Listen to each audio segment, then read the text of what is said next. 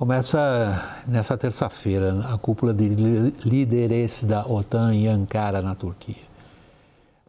O que está na pauta, no fundo, fora as questões específicas, é a grande abrangência das relações entre os Estados Unidos e a Europa, a guerra na Ucrânia e a capacidade de países europeus de conseguirem se defender ou de permanecer sozinhos com menos participação americana. Tem alta relevância essa cúpula.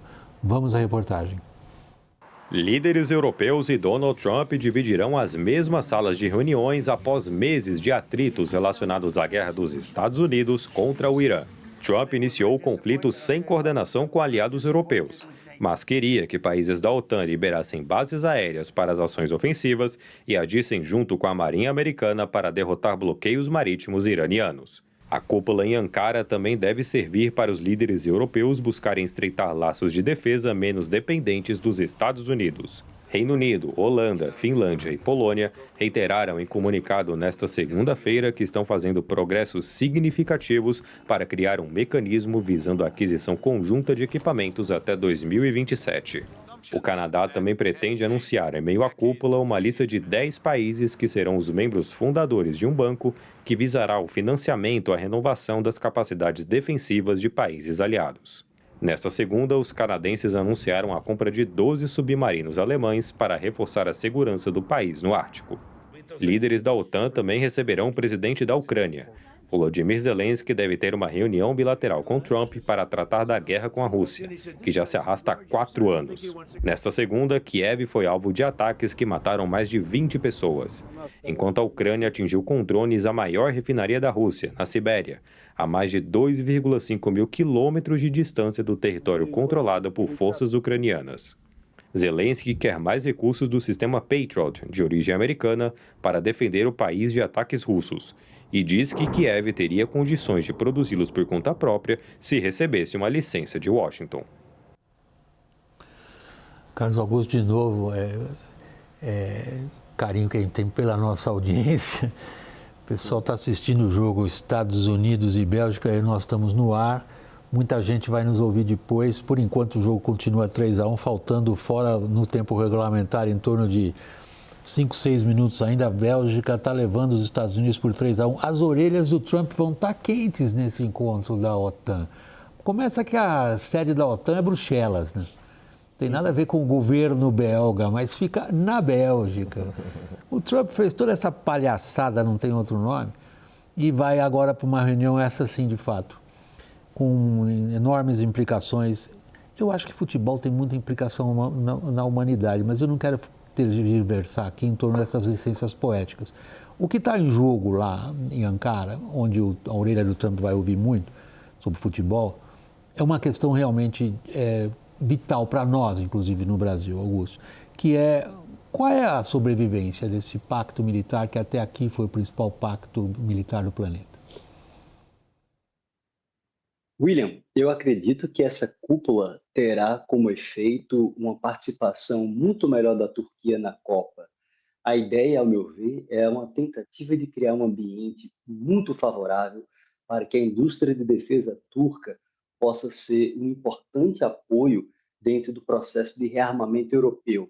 É sabido, como quem acompanha o WW sabe muito bem, que o processo de cooperação e de arrimo dos Estados Unidos enquanto aliança militar defensiva é algo que se encontra profundamente fraturado, seja na perspectiva simbólica da confiança da deterrência americana para a Europa, mas também na perspectiva material, especialmente no que compete ao auxílio financeiro e auxílio de meios e homens americanos. Assim sendo, essa cúpula, que é muito mais algo como voltado a um accountability relacionado a como os países da OTAN estão entregando aquilo que foi prometido em Haia no ano passado, se coloca. Mais importante, o dinheiro que se encontra na mesa agora tem que se converter em capacidades de poder militar. Nesse sentido, a Turquia e sua indústria de defesa acena como um importante ator nesse processo, William.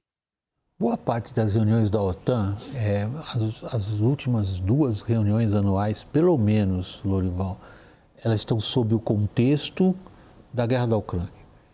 Estão muito condicionadas pelo que acontece no campo de batalha, independentemente das questões mais amplas do enfrentamento entre a OTAN e a Rússia.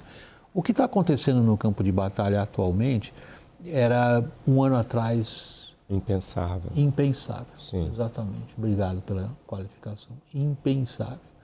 Em que medida isso condiciona esta reunião? A Ucrânia recuperou 400 quilômetros quadrados em abril e maio, isso segundo o Instituto para o Estudo da Guerra, que é referência mundial nesses dados, né? A Ucrânia está, a gente acabou de ver, é espantoso, a Ucrânia atacou uma refinaria na Sibéria. 2.700 quilômetros de distância. Pois é, isso é muito longe. Isso significa que os projéteis ucranianos atravessaram todo, dá para dizer isso, todo o sistema de defesa antiaéreo russo. A Rússia não é um tigre de papel, não dá para dizer isso, é um país, uma potência nuclear com grandes ativos, grandes vantagens militares, mas isso demonstra uma fragilidade em um dos aspectos, que é né, dos aspectos importantes, estratégicos de um país, que é brutal, quer dizer, é um país pequeno que consegue atravessar o espaço aéreo dessa forma, do maior território do mundo. É interessante a Ucrânia dizer assim, a gente pode fabricar os Patriots aqui, porque a Ucrânia tem uma enorme capacidade, né? Historicamente, na União Soviética, ela tinha essa função de fabricação e lançamento de foguetes, inclusive espaciais também, e essa tecnologia contígua, que é a tecnologia de uso militar, né? E a Ucrânia reescreveu a história das guerras com o uso dos drones aéreos e marítimos. E esses ataques às refinarias, instalações petrolíferas, estão causando um grande transtorno na economia russa, os russos com escassez de combustível, e não só os civis, mas os militares também.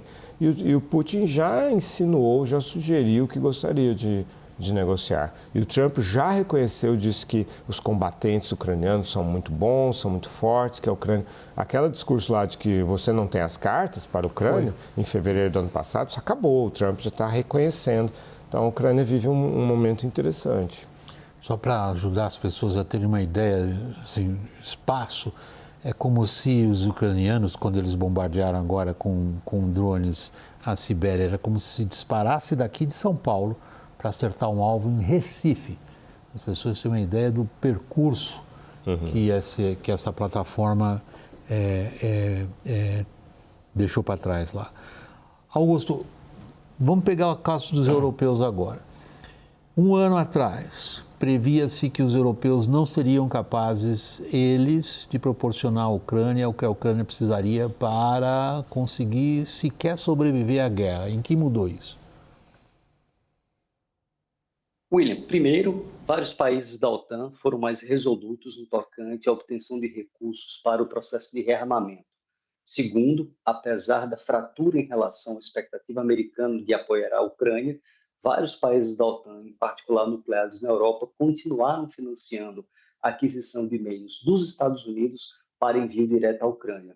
E em terceiro, não menos importante, é, obviamente, a tentativa de avanço de uma integração da indústria de defesa ucraniana, inclusive de seu modelo de inovação militar, com a reemergente indústria de defesa europeia, que, obviamente, apesar de conseguir avançar na obtenção de recursos, em particular com mudanças orçamentárias importantes, como você bem acompanha no caso da Alemanha, com uma maior flexibilidade fiscal nesse sentido, tem-se, obviamente, a dificuldade entre sair do orçamento e um processo de reorganização do setor industrial, especialmente para a produção de um volume de sistemas de armas que muitas das vezes são complexos em curto espaço de tempo. Entretanto, vários países têm avançado nessa seara, mas a dependência em relação aos Estados Unidos ainda é profundamente robusta nesse sentido. Entretanto, há avanços.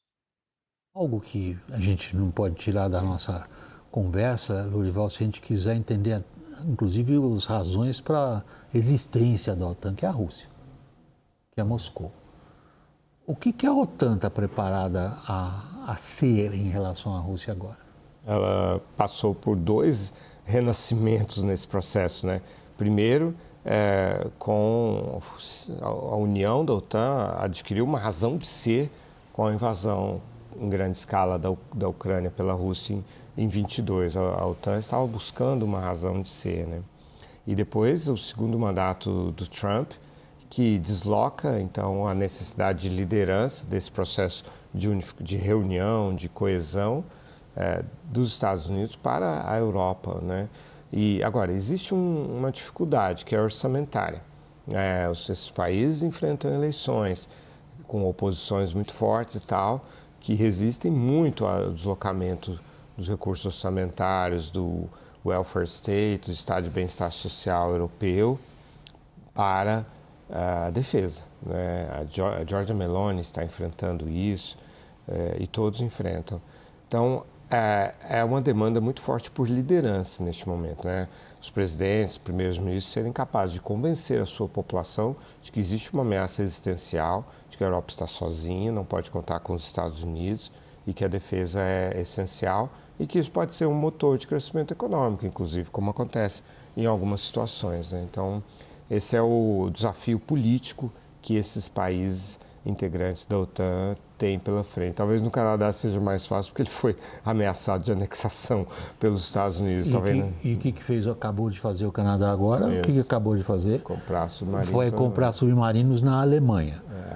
O que está tomando emprestado, está se endividando em 800 bilhões de euros. 800 bilhões. Isso dá mais de $1 trilhão. Para quê? Para se rearmar. Augusto, esse é o caminho?